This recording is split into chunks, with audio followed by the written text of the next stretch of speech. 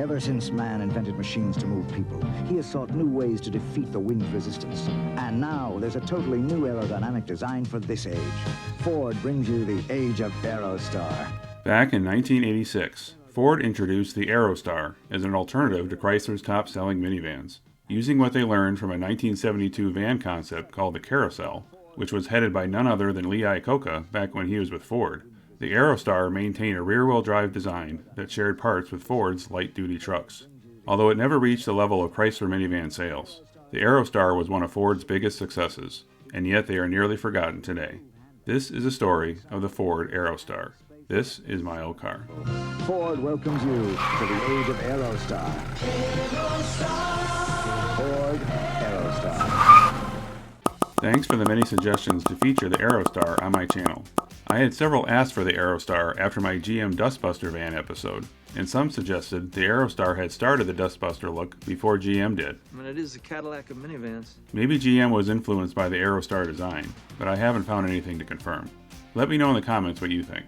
The story of the Aerostar first begins in 1972, when Ford was building the second generation of its full-size van, the Econoline. The third-gen Econoline was in development that year, and Lee Iacocca, who had previously headed the development of the wildly successful Mustang, wanted Ford's truck team to design what was then called a garageable van, something the Econoline, at around 7 feet in height, could not do.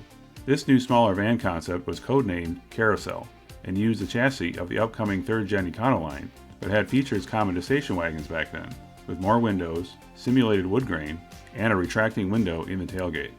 The Carousel had been planned for production by 1975. However, many Ford executives were not willing to take the risk on this unproven design, eventually leading to CEO Henry Ford II pulling the plug on the Carousel project. Ford and Iacocca had a rocky relationship, and Ford II feared Iacocca was out to get his job. So before that could happen, Ford fired Iacocca in 1978. But Iacocca didn't forget everything learned with the Carousel project when Chrysler hired him a few months later. Iacocca took a different approach for Chrysler's new garageable van, which was given the term we all know today, the minivan, and used the 1981 front-wheel drive K-car platform for their new for 1984 Dodge Caravan and Plymouth Voyager. The magic wagon! You gotta drive it to believe it! The response to Chrysler's minivan was huge, and although some Ford executives may have regretted their decision to discontinue the Carousel project, that design was not going to be competitive against Chrysler. The first prototype of the future Aerostar, dubbed the Aero Van in 1982, was headed by Ford's Italian partner Ghia. This first concept, which was actually based on the European Ford Escort at the time, was missing a key feature that most anyone today would agree is a requirement for a vehicle to be called a minivan. It only had 2 doors, despite having seating for 7. Ghia would later produce a second concept, now called the Ford APV, which had a third sliding door on the passenger side. By that same year, 1984, Ford's own design department had introduced their Aerostar concept, which looked closest to what the future Aerostar would be. This concept hit the auto show circuit in the same year as Chrysler was first offering its minivan to the public, and although the concept was generally well received, Chrysler still had a huge head start. It would take 2 more years of development for the Aerostar to reach production, and although it clearly had its sights set on Chrysler, the GM Astro and Safari vans were probably a closer competitor. Chevy Astro. This was due to the similar design they had, more of a car-truck hybrid, since although the Aerostar had a unibody chassis, it also had full-length frame rails like the Ranger pickup, unlike the Chrysler minivan, which was derived from the K-car unibody and had no truck components. I drove it to the prom. The shape of the front end of the Aerostar was clearly intended as an homage to its name, which led to ads like this one comparing its wedge-like design to the Space Shuttle. So when you look at it that way, I can see why some say the Aerostar should have been given the Dustbuster name before the redesigned GM vans did in 1990. The Dustbuster vacuum had been around since 1979, so the name was well known. Cleans up little messes, 1, 2, 3. But I don't recall anyone back then referring to the Aerostar as a Dustbuster lookalike. It did share a trait that the future GM vans had, that being triangular windows to fill the gap between the door and windshield. But on the Aerostar, those windows were much smaller, and I think a far less polarizing look. The initial base engine offering for the Aerostar was a 2.3-liter 4-cylinder, which by the way was the same base engine offering for the Mustang back then, and I am sure that is not something Mustang fans care to brag about. The alternative engine for the Aerostar was initially a 2.8-liter V6, shared with the Ranger, but it was short-lived, being replaced a few months later with the 145 horsepower 3-liter Vulcan V6, shared with the newly introduced Ford Taurus and Mercury Sable. The 4-cylinder was gone by 1987, and the Aerostar stayed with V6 engines only going forward, making them the only minivan at the time to only offer a V6. You could even get it with a Mazda-designed 5-speed manual transmission that was available in other Ford trucks and SUVs back then. Starting in 1988, in addition to the cargo version, base, and XLT model, Ford also offered the Eddie Bauer trim. Marketed above the XLT, the Eddie Bauer had a more outdoorsy theme to match the namesake's outdoor sportswear line, and could be easily spotted with its two-tone paint scheme. This model came 2 years before Chrysler expanded their minivan line to the Chrysler brand with a Town & Country, making the Eddie Bauer model the first luxury minivan. In 1989, Ford began offering an extended length model of the Aerostar to help compete against the Dodge Grand Caravan and Plymouth Voyager.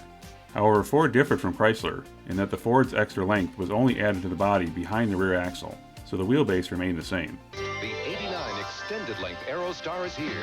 Whereas Chrysler's extended models also had a longer wheelbase.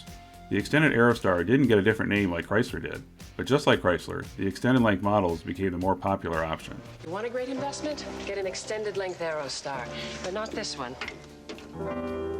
This one's mine. In 1990, the Aerostar gained the option of a more powerful 4-liter V6, known as the Cologne V6, that was available in the Ford Ranger and would later be available in the Explorer. And also it offered 4-wheel drive as an option, which Ford marketed as E4WD, for electronic 4-wheel drive, which was only available with the Cologne V6. Ford didn't market it as an off-road option, just for poor weather conditions.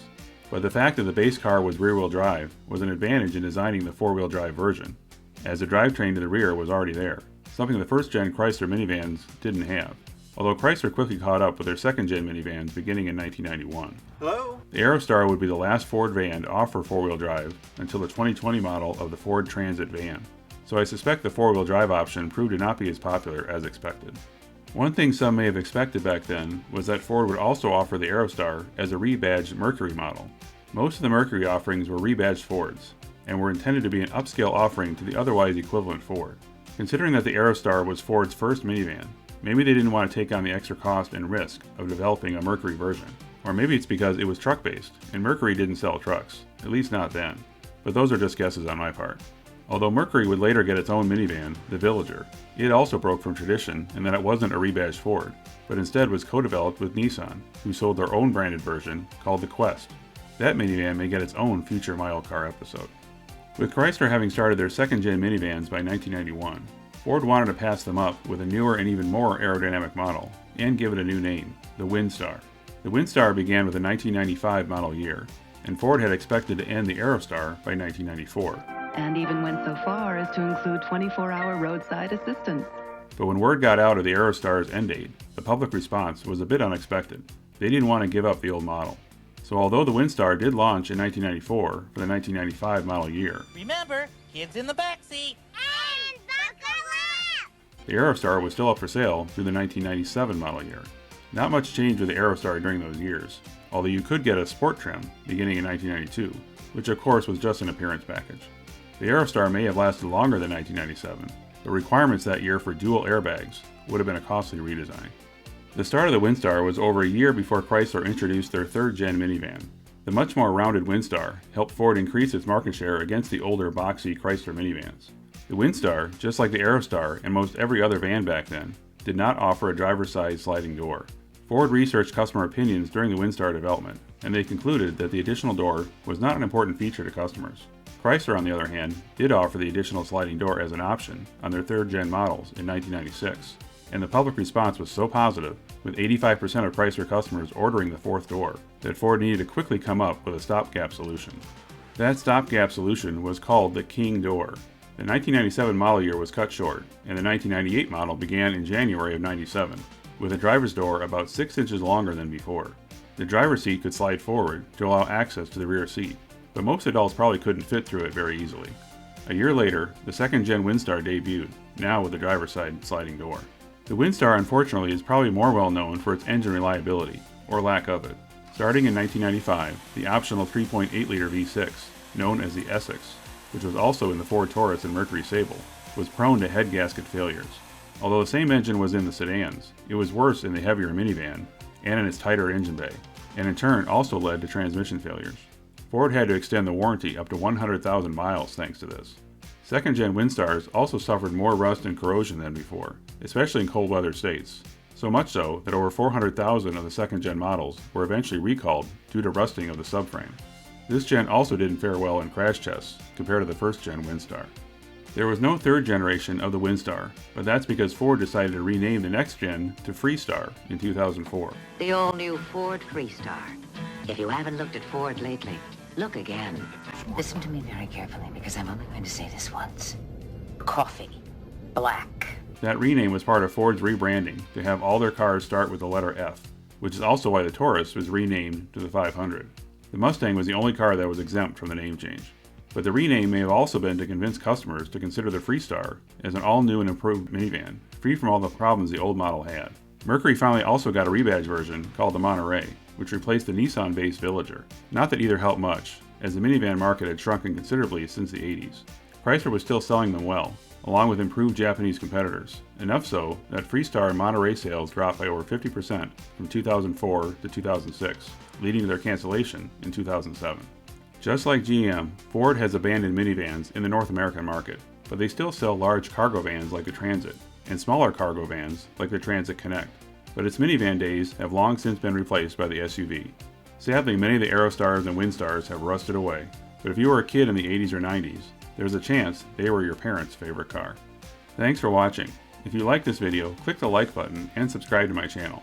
If you once owned a car from the 80s to mid-2000s that you rarely see today and would like it featured in a future episode, leave a reply in the comments or contact me at the email shown here. See you next time.